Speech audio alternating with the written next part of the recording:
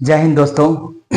आज आपके बीच हम लेके आए हैं कार्बन तथा इसके यौगिक, जो क्लास 10th का सबसे महत्वपूर्ण टॉपिक है। मुझे लगता है कि इसके बिना केमिस्ट्री अधूरा है। अगर आप क्लास 10th में कार्बन तथा इसके यौगिक को आप नहीं समझ पाते हैं तो निश्चित रूप से 12th क्लास में आप ऑर्गेनिक को कुछ नहीं समझेंगे। इसलिए ये बोर्ड के एग्जाम की दृष्टि से क्लास 10th का ये कार्बन तथा इसके यौगिक जो है ये सबसे ज्यादा इंपॉर्टेंट चैप्टर में से एक है।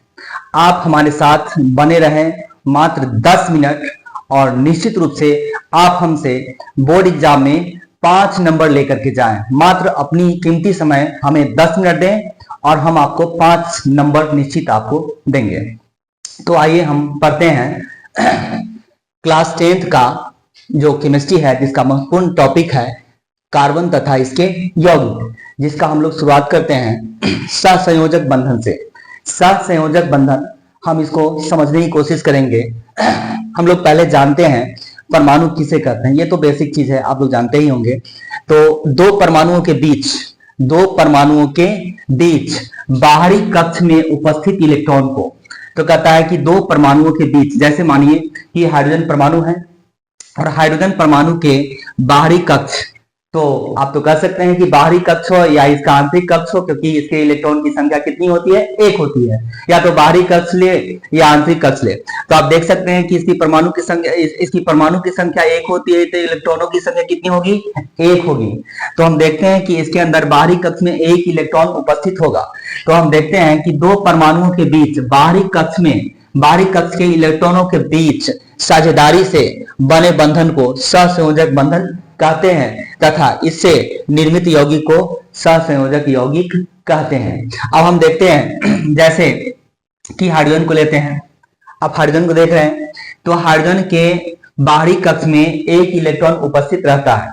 अब हम देख रहे हैं कि ये हाइड्रोजन के बाहरी कक्ष में एक इलेक्ट्रॉन है और एक हाइड्रोजन को लेते हैं और इसके बाहरी कक्ष में भी क्या है, एक इलेक्ट्रॉन है। लेकिन क्या है, इसके ऊपर एक इलेक्ट्रॉन होने के कारण हाइड्रोजन पर धन आयन और ऋण आयन दोनों चार्ज होता है, क्योंकि इसकी परमाणु संख्या क्या होती है, एक होती है। इलेक्ट्रॉनों की संख्या कितनी होती है, एक होती है। तो क्या करेगा, वो एक इलेक्ट्रॉन किसी से लेगा या किसी को दे देगा। जब वो हाइड्रोजन अपना एक इलेक्ट्रॉन त्याग करेगा, यानी ये हाइड्रोजन अपना एक इलेक्ट्रॉन को क्या करेगा, त्याग करेगा, तब इसके ऊपर प्लस चार्ज बन जाएंगे। जब ये हाइड्रोजन अपना एक इलेक्ट्रॉन गेन करेगा, एक इलेक्ट्रॉन क्या करेगा, गेन करेगा, तब इसके ऊपर माइनस चार्ज बन जाएंगे। यानी हम देखते हैं कि हाइड्रोजन के ऊपर क्या होता है, प्लस चार्ज और माइनस चार्ज दोनों चार्ज होते हैं। तो यहाँ से एक क्वेश्चन बहुत सारा एग्जामिनेशन में पूछा गया है, खास करके आपको भी बोर्ड एग्जामिनेशन में पूछ सकता है कि कौन सा तत्व होता है जिसके ऊपर धन आवेशित चार्ज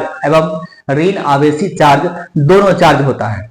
तो हम यहाँ पे एक क्वेश्चन इसको भी करेक्ट कर लिए कि धनावेशित चार्ज और ऋण आवेशित चार्ज इनमें से कौन सा तत्वों में होता है, ऐसा क्वेश्चन पूछा जा सकता है। या कौन सा तत्व है पूरे पीरियोडिक टेबल में जिसके ऊपर धन आवेश और ऋण आवेश चार्ज दोनों होता है। तो आप एकदम नो डाउट आप हाइड्रोजन को टिक लगाएंगे, 100% सही है। अब हम देखते हैं कि इसमें बाहरी कक्ष में एक इलेक्ट्रॉन है। अब क्या करेगा, ये दोनों के बीच में एक एक इलेक्ट्रॉन का क्या हो जाएगी, साझेदारी होगी। तो क्या करेगा, ये हाइड्रोजन अपना एक इलेक्ट्रॉन इस हाइड्रोजन से ले लेगा और ये हाइड्रोजन अपना एक इलेक्ट्रॉन इस हाइड्रोजन से ले लेगा। अब दोनों के बीच में एक एक इलेक्ट्रॉन की क्या हो जाएगी, साझेदारी होगी। तो ये दोनों एक एक इलेक्ट्रॉन की साझेदारी करके और इससे क्या बनाएगा, एक बॉन्ड बना लेगा। क्या बना लेगा, एक बॉन्ड बना लेगा। तो आप जानते हैं कि दो इलेक्ट्रॉन आपस में मिल करके एक बॉन्ड का निर्माण करता है, ये चीज आप जान रहे हैं। तो निश्चित रूप से दोनों के बीच में जो एक एक इलेक्ट्रॉन की साझेदारी हुई और उससे बनने वाला जो बंधन हुआ, उस बंधन को हम कह दिए सहसंयोजक बंधन। क्या कह दिए हमने, सहसंयोजक बंधन। और इससे बनने वाला जो यौगिक हुआ वो हो गया, क्या हो गया, तो वो हो गया सहसंयोजक यौगिक। तो इसको क्या कह दिए, तो इसको हम कह दिए सहसंयोजक बंधन। क्या कह दिए, सहसंयोजक बंधन। अब इसी तरह से देखते हैं, हम देखते हैं ऑक्सीजन को। क्या देखते हैं, ऑक्सीजन को। अब हम ऑक्सीजन को देखते हैं तो इसमें क्या है, ऑक्सीजन के पास दो वैलेंस इलेक्ट्रॉन उपस्थित होता है। कितने इलेक्ट्रॉन उपस्थित होते हैं? 2 वैलेंस इलेक्ट्रॉन उपस्थित होते हैं। तो ये क्या करेगा? तो अपने बाहरी कक्ष में, अपने ऑक्सीजन क्या करेगा? अपने बाहरी कक्ष में 2 इलेक्ट्रॉन क्या करेगा? साझेदारी करेगा। तो ऑक्सीजन के अंतिम कक्ष में कितने इलेक्ट्रॉन होते हैं? तो ऑक्सीजन के अंतिम कक्ष में 6 इलेक्ट्रॉन होते हैं। ऑक्सीजन के अंतिम कक्ष में कितने इलेक्ट्रॉन होते हैं? तो ऑक्सीजन के अंतिम कक्ष में 6 इलेक्ट्रॉन होते हैं। अब ये क्या करेंगे? तो 2 इलेक्ट्रॉन इससे ले लेंगे दूसरे ऑक्सीजन से, और ये ऑक्सीजन क्या करेगा? 2 इलेक्ट्रॉन इस ऑक्सीजन से क्या करेगा? ले लेगा। अब इस दोनों के बीच में 2-2 इलेक्ट्रॉनों की क्या होगी? साझेदारी होगी।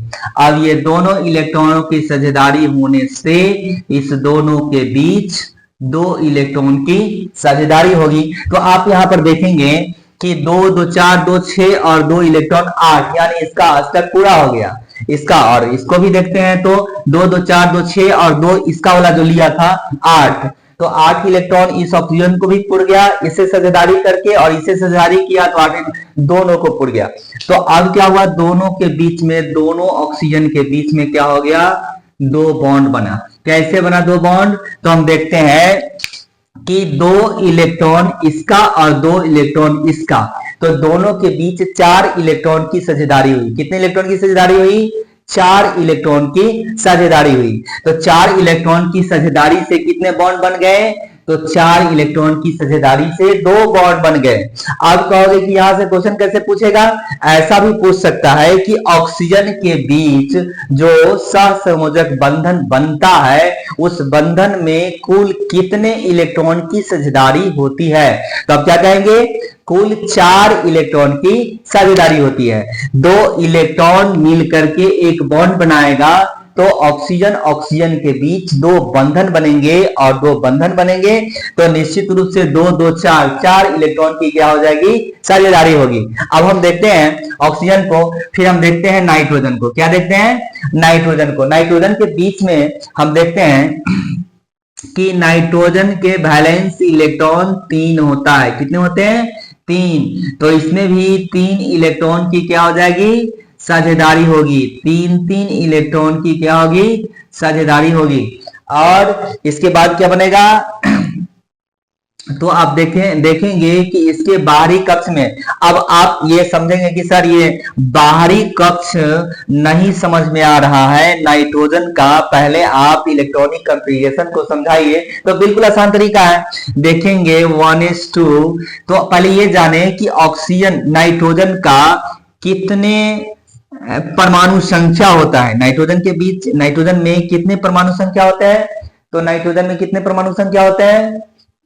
नाइट्रोजन में 7 परमाणु संख्या होता है। कितने होता है? 7 परमाणु संख्या। तो हम देखते हैं कि 1s2, 2s2 और 2p3, 3 2 5 और 2 7।